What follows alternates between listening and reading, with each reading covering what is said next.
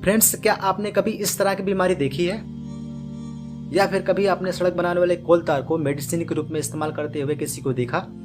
इस झील को देखो आप, यह झील का पानी भी किसी बीमारी का इलाज हो सकता है। अगर आप इनके पीछे के फैक्ट को जानना चाहते हैं तो इस वीडियो को अंत तक जरूर देखें और वीडियो पसंद आए तो लाइक, शेयर और कमेंट जरूर करें। तो चलिए शुरू करते हैं। दोस्तों, जैसा कि हमने आपको स्क्रीन पर पिक्चर दिखाई है, पिक्चर एक प्रकार की सोरायसिस का पिक्चर है। यह इतनी खतरनाक बीमारी होती है, इसमें अक्सर पपड़ीदार त्वचा से खून बहते हैं, त्वचा जो होती है कांटे की तरह चुभने लग जाती है। तो दोस्तों, हमने पिछली वाली वीडियो में आपको बताया कि सोरायसिस कई प्रकार की होती है, जिनमें से सबसे जो मेन सोरायसिस होती है, जिसका नाम प्लेग सोरायसिस है, यह 90% मरीजों को होती है।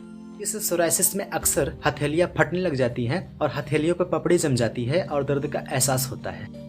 या हथेलियों के अलावा शरीर के किसी भी पार्ट पर हो सकते हैं। बाकी के जो 10% मरीज होते हैं वो सोरायसिस अर्थराइटिस से पीड़ित होते हैं।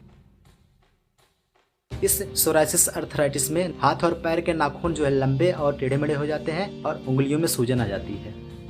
तो दोस्तों, जब हम किसी डॉक्टर के पास इस प्रकार की सोरायसिस का इलाज कराने के लिए हम जब डॉक्टर के पास जाते हैं तो सबसे पहले डॉक्टर जो होता है यह पता लगाने की कोशिश करता है कि आपको किस प्रकार की सोरायसिस है। सोरायसिस का पता लगाने के लिए डॉक्टर आपकी बायोप्सी करता है। इस बायोप्सी में सुई के माध्यम से एक संक्रमित भाग का छोटा सा मांस का टुकड़ा निकाला जाता है। फिर इस टुकड़े को माइक्रोस्कोप के नीचे रख करके देखा जाता है कि जो सबसे ऊपरी परत यानी कि एपिडर्मिस परत जो होती है वो डर्मिस परत से किस प्रकार से जुड़ी होती है।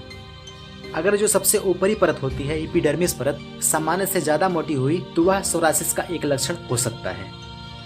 सोरायसिस का पता लग जाने के बाद उसके बाद डॉक्टर यह पता लगाने की कोशिश करता है कि आपकी सोरायसिस कितनी गंभीर है। इसके बाद डॉक्टर इलाज शुरू करता है। तो जब हम इलाज के लिए डॉक्टर के पास जाते हैं तो डॉक्टर 3 प्रकार से इलाज कर सकता है। तो इसमें से जो पहला तरीका है उसमें टॉपिकल एजेंट का इस्तेमाल करके सोरायसिस का इलाज करता है, और जो दूसरा तरीका होता है उसमें फोटोथेरेपी का इस्तेमाल करता है, और जो तीसरा तरीका होता है उसमें सिस्टमिक एजेंट का इस्तेमाल होता है।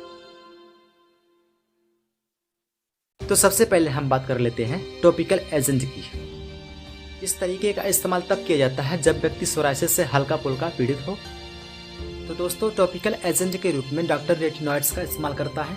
अगर हम बात करें रेटिनॉइड्स की तो यह एक प्रकार का रसायन होता है और ये मुख्य रूप से विटामिन ए के ही छोटे हल्के कंपाउंड्स होते हैं। यानी कि एक तरीके से जो रेटिनॉइड्स होता है यह एक प्रकार का विटामिन ए होता है। तो दोस्तों, विटामिन ए का मुख्य काम होता है कि कोशिका का विस्तार करना, हड्डियों के ऊतकों की वृद्धि करना और शरीर के इम्यून सिस्टम को बढ़ाना और ट्यूमर की कोशिकाओं को बढ़ने से रोकना। विटामिन ए का इस्तेमाल खाने के रूप में, सोरायसिस के घाव पर क्रीम के रूप में लगाने में इसका इस्तेमाल किया जाता है। इसलिए सोरायसिस से पीड़ित व्यक्ति को खाने के रूप में विटामिन ए का इस्तेमाल ज्यादा करना चाहिए और इसके साथ ही साथ रेटिनॉइड क्रीम का भी इस्तेमाल सोरायसिस के घाव पर करना चाहिए।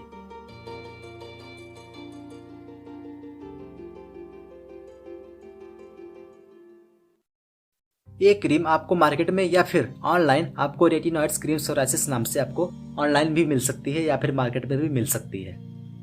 अगर हम बात करें विटामिन ए से भरपूर भोजन की तो स्क्रीन पर जितने भी आपको खाने पीने की चीजें दिख रही हैं इन सारी चीजों में विटामिन ए की मात्रा ज्यादा होती है, इसलिए इन सारी चीजों का इस्तेमाल ज्यादा करें। और दूसरा टॉपिकल एजेंट आता है जिसका नाम है कोलतार, या वही कोलतार है जिसे हम तारकोल कहते हैं या फिर डामर भी कहते हैं, और इस डामर से सड़कें भी बनाई जाती है। इसकी खोज सबसे पहले 1665 ईस्वी में हुई थी और इसका इस्तेमाल 18वीं शताब्दी में मेडिकल ट्रीटमेंट के लिए पहली बार किया गया था। इस तारकोल का इस्तेमाल शैम्पू, साबुन और मरहम बनाने वाली दवाइयों के रूप में इसका इस्तेमाल किया जाता है। इस तारकोल में एंटी फंगल, एंटी इन्फ्लामेटरी यानी कि कोशिका की उत्तेजना से पैदा हुए दुष्परिणाम को रोकने में, खुजली विरोधी और एंटी पैरासाइटिक प्रॉपर्टीज यानी कि परजीवी जीवाणुओं को नष्ट करने में इसका इस्तेमाल किया जाता है, या फिर इसके अंदर ऐसी क्षमता होती है।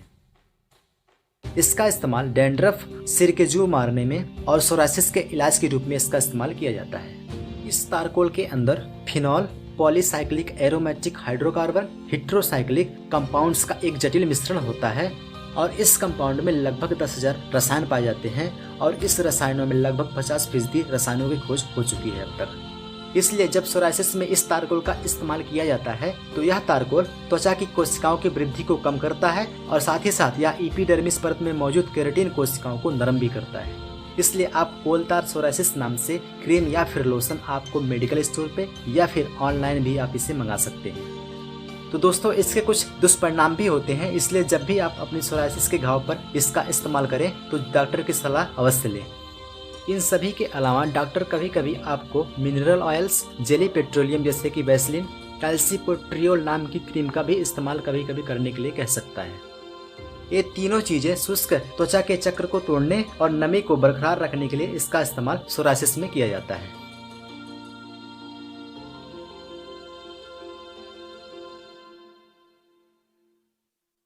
कैल्सीपोट्रियोल जो क्रीम है वह एक प्रकार का विटामिन का ही एक रूप है। यह क्रीम 1985 ईस्वी में पेटेंट कराई गई थी और 1991 ईस्वी में मेडिकल स्टोर पर इसका यूज होने लगा था। इन सभी चीजों के बाद आता है यूरिया कंटेनिंग क्रीम्स, यानी कि यूरिया से युक्त क्रीम। यूरिया कंटेनिंग क्रीम्स जिसका नाम डेकुबल भी है, इस क्रीम का इस्तेमाल सोरायसिस के इलाज के रूप में किया जाता है। यह क्रीम त्वचा के सूखापन, खुजली के इलाज के लिए सोरायसिस में इसका इस्तेमाल किया जाता है। इसके अलावा इसका उपयोग नाखून को मुलायम करने के लिए भी किया जाता है। यह क्रीम 1940 ईस्वी में बनाई गई थी। इस क्रीम को लगाने से सूजन भी कम होती है, लेकिन इस क्रीम को लगाने के बाद थोड़ा सा जलन होती है और जलन के साथ साथ थोड़ा चुभन भी होती है। और कभी कभी नारियल का तेल भी सोरायसिस के घाव पर लगाने पर भी आराम मिलता है। तो दोस्तों अब हम बात करते हैं इसके आयुर्वेदिक इलाज के बारे में।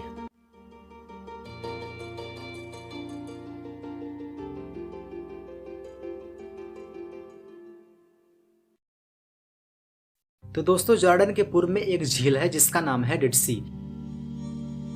यह झील समुद्र तल से 1412 फीट नीचे है और इसकी लंबाई 50 किलोमीटर, चौड़ाई 15 किलोमीटर और गहराई 997 फीट है। यह झील दुनिया के सबसे गहरी झीलों में से एक है। इस झील की सबसे खास बात यह है कि यह दुनिया की सबसे नमकीन झील है। अगर हम इसकी डेंसिटी यानी कि घनत्व की बात करें तो 1 लीटर पानी में 1.25 किलोग्राम नमक होता है। झील के इस खारेपन के कारण एक कठोर वातावरण पानी के अंदर बनता है, जिससे इस पानी में पेड़ पौधे यहाँ तक कि जानवर भी पनप नहीं सकते। इसलिए इसे डेड सी यानी कि मौत की झील कहा जाता है।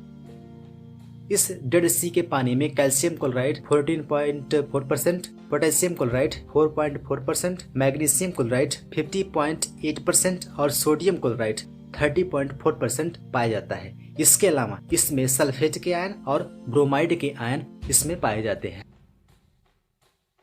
इन सभी प्रॉपर्टी के कारण ये मेडिकल क्षेत्रों में बहुत ज्यादा इसका उपयोग होता है। इसलिए यदि कोई व्यक्ति सोरायसिस से पीड़ित है तो इस झील में अगर स्नान कर ले तो उस व्यक्ति की सोरायसिस बिना दवा के ठीक हो सकती है। क्योंकि दोस्तों यह झील जॉर्डन में पड़ती है, वहाँ पर जाना आपके लिए खर्चीला साबित हो सकता है। इसलिए एक और भी उपाय है आपके पास।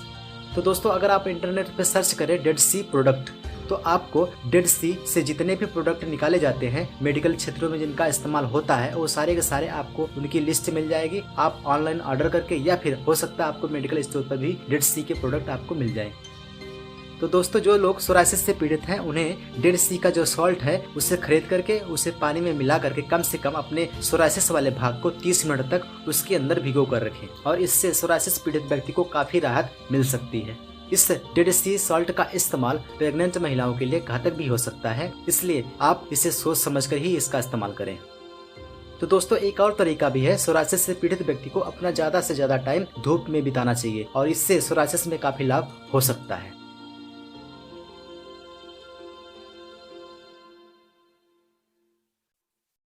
तो दोस्तों इस वीडियो में इतना ही, फिर मिलते हैं अगली वीडियो में जिसमें हम सोरायसिस के कुछ और इलाज के बारे में आपको हम बताएंगे। जाने से पहले आपसे रिक्वेस्ट है कि चैनल को सब्सक्राइब कर ले और वीडियो को लाइक कर दे। तो फिर मिलते हैं अगली वीडियो में, तब तक के लिए आप देखते रहिए और सीखते रहिए। धन्यवाद।